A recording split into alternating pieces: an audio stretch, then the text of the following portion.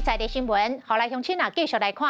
台北市某一间私立的幼稚园，有一个男性的教保员是涉嫌公然猥亵、性侵着小女童，是这个囡仔囝返去厝，甲家长讲这个代志发生的经过，这个代志才来曝光，至少有6个囡仔来受害。啊，互家长更加气愤的是，这个教保员竟然是园长的后生，啊，园长佫暗唬着后生，讲伊后生真认真，是互刑求才来认罪。台北地检署依法甲起诉。教育局嘛来回应，那是查证属实，上悬是罚款60万，而且伊是一世人，拢袂使阁做老师。我们今天要来玩游戏耶！啊，玩游戏？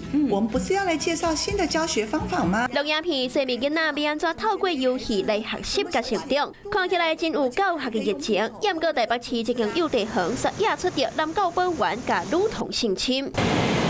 幼稚园边的铁门是全部揪落来，敢若留一个门，让学生甲家长出入。检警调查发现，这个男教保员会用广告词做理由来接近学生。家长发现无对当，马上带查某囝去验伤。后来才发现，总共有6个囡仔受害，而且加害人竟然阁是园长的后生。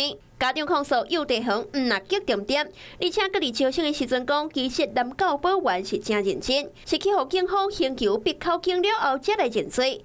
最后，台北地检署是依照对未成年违反意愿猥亵，也有加重强制性交等的罪嫌，将伊起诉。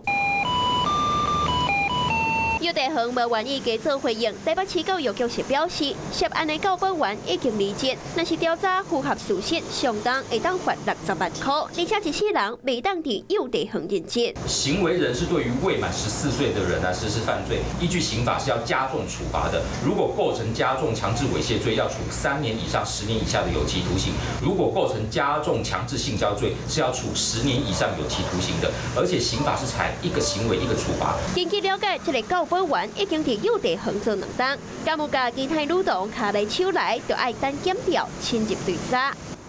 Hello， 我是林仙怡。想要抢先掌握最及时的新闻资讯吗？赶快订阅、按赞、开启小铃铛，锁定华视新闻 YouTube 频道。